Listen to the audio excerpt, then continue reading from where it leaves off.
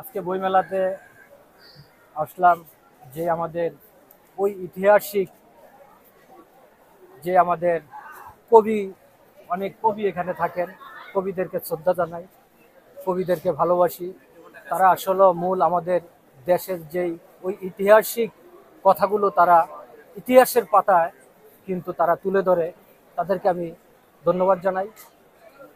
তেমনি আমাদের রাষ্ট্রীয় সম্পদ সোনালী আঁশ পাট, আমাদের প্রজন্ম আসলে সোনালী আঁশের নামটা জানে, কিন্তু আমাদের পরবর্তী প্রজন্মে যারা আসবে তারা মনে হয় না সোনালী আঁশের নামটা তারা ঠিক মতো জানবে। তবে বিশ্ব চিনেছে বাংলাদেশের নাম সোনালী আঁশ পাট দিয়ে। তো আমার পাটের দেশ, সোনালী আঁশের সোনার দেশ, পাট পূর্ণর বাংলাদেশ। এই পাট পূর্ণর বাংলাদেশ আজকে আমাদের দেশ থেকে বিলুপ্তির পথে। এই বিলুপ্তি হওয়ার পথে কারণ আমাদের অনেক পরিচালনা ঘাটতি। এই ঘাটতি হওয়ার কারণ আপনারা মনে করবেন বাংলাদেশে ৪৫ লক্ষ কৃষক রয়েছে। ওই ৪৫ লক্ষ কৃষকের কারো না কারো ওই আপনার বাপ দাদা পূর্বপুরুষ ওই কৃষকের টাকা দিয়ে আপনারা ওই রাষ্ট্রীয় যারা গুরুত্বপূর্ণ দায়িত্ব বসে আছেন, বসে থেকে পাটকে অবহেলিত করছেন। এটা আমি নিন্দা প্রতিবাদ জানাই। আপনারা পরিচালনা ঘাটতি হওয়ার একমাত্র কারণ আমি দিব পাট মন্ত্রণালয়কে। আমাদের হাটে মাঠে ঘাটে আপনারা যেখানে পাড়া দিই সেখানে প্লাস্টিকের পলিথিন আমাদের দেশ ও পরিবেশকে ক্ষতিগ্রস্ত করছে।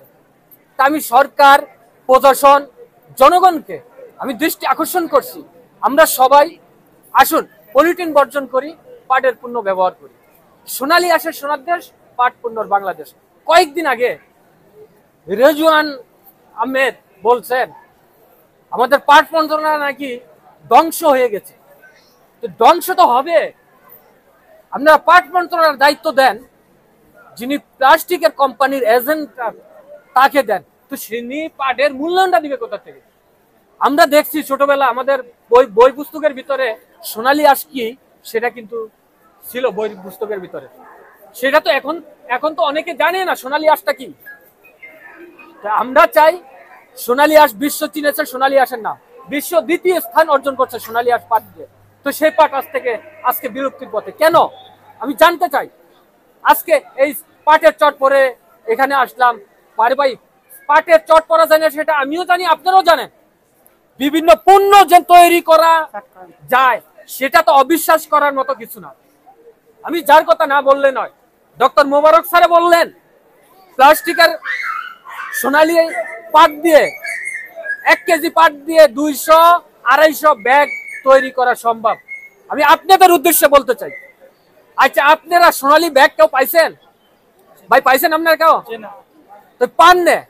গণমাধ্যম কর্মীর সামনে ওই সরকারের কাছে এসে সরকারের কিছু সুবিধা ভোগ করার জন্য আপনি তো বলার দরকার নাই আমরা সোনালী ব্যাগ ব্যবহার করছি। কিছুদিন আগে নাকি আকিস গ্রুপের সাথে চুক্তিবদ্ধ হয়েছে, ওনারা চায়নার থেকে মিশিয়ে আনে দিবে।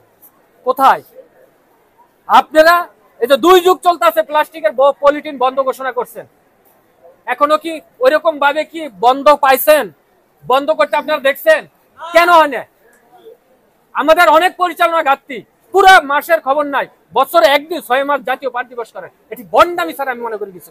আগে পাটের পরিচালনা বাড়াতে হবে, আগে পাটের পণ্য ব্যবহার করতে হবে, তারপরে আমি মনে করি পাটের পরিচালনা যখন বৃদ্ধি হবে তখন পাট দিবস পালন আমি মনে করি এটা গ্রহণযোগ্য।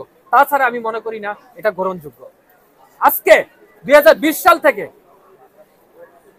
আমি একে কিন্তু আন্দোলন করে আসছি। আমি রবীন্দ্রনাথ ঠাকুরের কথা বলি, তিনি বলছে যদি তোর ডাক শুনে কেউ না আসে রে তবে একলা চলো রে। আজকে আমার ডাকে এখানে আরো অনেকে কিন্তু যুক্ত হয়েছেন। আসুন, দেশ আমাকে কি দিচ্ছে সেটা দেখার বিষয় না, কিন্তু দেশকে আমি কি দিচ্ছি সেটা দেখার বিষয়।